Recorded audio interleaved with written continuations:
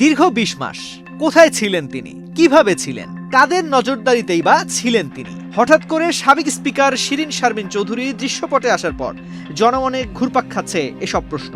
৭ April মঙ্গলবার ভোর 4:30টায় রাজধানীর অভিজাত এলাকা ধানমন্ডির বাসা থেকে তাকে আটক করা হয়েছে বলে জানিয়েছে ঢাকা মহানগর গোয়েন্দা পুলিশ, ডিবি নামেই যাদের বেশি পরিচিতি। এর মধ্য দিয়ে আওয়ামী লীগ আমলে ৪ মেয়াদে সংসদের স্পিকার শিরীন শারমিন চৌধুরীকে ঘিরে প্রায় ২০ মাসের এক রহস্য ঘেরা অধ্যায়ের অবসান হলো। ২০২৪ সালের ৫ই আগস্ট ছাত্র জনতার তীব্র আন্দোলনের মুখে ভারতে পালিয়ে যান প্রধানমন্ত্রী শেখ হাসিনা। সেই উত্তাল সময়েই সংসদ ভবন এলাকা ছাড়েন ডক্টর শিরীন শারমিন।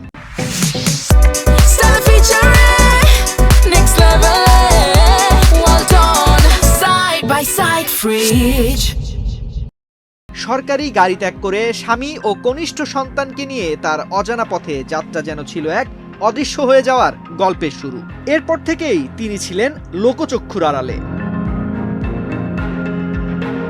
জুলাই আগস্টে গণঅভ্যুত্থানের পর প্রাণ বাঁচাতে ক্যান্টনমেন্টে আশ্রয় নেওয়া ৬২৬ জনের তালিকা প্রকাশ করেছিল সেনাবাহিনী। সেই তালিকায় ৪ নম্বরে ছিল স্পিকার শিরীন শারমিন চৌধুরীর নাম।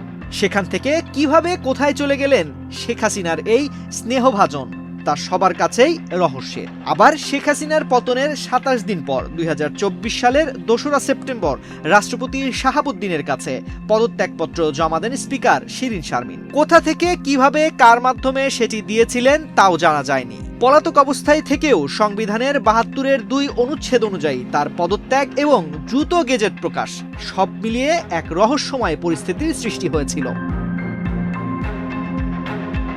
এরপর নতুন করে বিতর্ক ছড়ায় তার ই-পাসপোর্ট ইস্যু নিয়ে। অভিযোগ ওঠে অজ্ঞাত স্থান থেকেই তিনি আঙুলের ছাপ ও আইরিশ দিয়েছেন, যা সাধারণ নিয়মের বাইরে। এতে তার দেশত্যাগের প্রস্তুতির গুঞ্জন আরও জোরালো হয়। তবে গণঅভ্যুত্থানের পর থেকে পুরো সময় সাবেক এই স্পিকার দেশেই ছিলেন। শুরুতে জীবন বাঁচাতে ক্যান্টনমেন্টে আশ্রয় নিলেও কিছুদিন পরই ধানমন্ডির একটি বাড়িতে স্থানান্তরিত হন। সেখানেই সরকারের বিশেষ নজরদারিতে সপরিবারে আত্মগোপনে ছিলেন। শেষ পর্যন্ত সেই বাড়ি থেকেই তাকে গ্রেফতার করেছে ডিবি পুলিশ। ছাত্র জীবনে মেধাবী ও সজ্জন হিসেবে পরিচিত ডক্টর শিরীনের রাজনৈতিক ক্যারিয়ারের পুরোটাই ছিল শেখ হাসিনার আশীর্বাদ নির্ভর। তার বাবা রফিকুল্লাহ চৌধুরী বঙ্গবন্ধুর একান্ত সচিব ছিলেন, আর তিনি নিজে 111-এর সময় কারাবন্দী শেখ হাসিনার পক্ষে আইনজীবী হিসেবে জোরালো ভূমিকা রেখেছেন। এই ২ সমীকরণে শেখ হাসিনার প্রবল আস্থাভাজন হয়ে উঠেছিলেন। ২০০৯ সালে আওয়ামী লীগ ক্ষমতায় আসার পর শেখ হাসিনা তাকে সংরক্ষিত নারী আসনের এমপি ও মহিলা ও শিশু বিষয়ক প্রতিমন্ত্রী পদ দেন।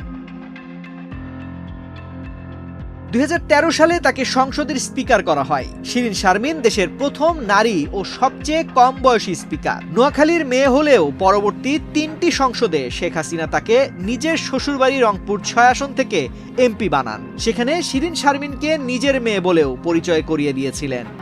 আমার মেয়ে শিরীন শারমিন চৌধুরীকে দিয়ে গেলাম, সে জয়ের বোন, পুতুলের বোন। শেখ হাসিনার পতনের মধ্য দিয়েই শুরু হয় তার অতি আস্থাভাজন শিরীন শারমিনের দুর্দিন। ২০২৪ সালের ২৭ আগস্ট রংপুরে স্বর্ণ শ্রমিক মুসলিম উদ্দিন হত্যাকাণ্ডের ঘটনায় তার বিরুদ্ধে হত্যা মামলা দায়ের করা হয়। এই মামলার আরেক আসামি সাবেক বাণিজ্যমন্ত্রী টিপু মুন্সি অনেক আগেই গ্রেফতার হয়ে কারাগারে আছেন। ত্রয়োদশ জাতীয় সংসদ নির্বাচনের পর শিরীন শারমিন চৌধুরী আবারও ব্যাপকভাবে আলোচনায় এসেছিলেন। সংবিধান অনুযায়ী নবনির্বাচিত সংসদ সদস্যের শপথ পড়ানোর কথা আগের সংসদের স্পিকারের। তবে শিরীন শারমিন চৌধুরী পদত্যাগ করায় এবং আত্মগোপনে থাকায় সেই দায়িত্বের জন্য তাকে বিবেচনায় নেওয়া হয়নি। নতুন এমপিদের শপথ পড়ান প্রধান নির্বাচন কমিশনার। শপথ ইস্যুতে আলোচনার রেশ না কাটতেই গোয়েন্দা পুলিশের হাতে ধরা পড়ে দৃশ্যপটে এলেন শিরীন শারমিন চৌধুরী। তানজির রহমান, বাংলাদেশ প্রতিদিন।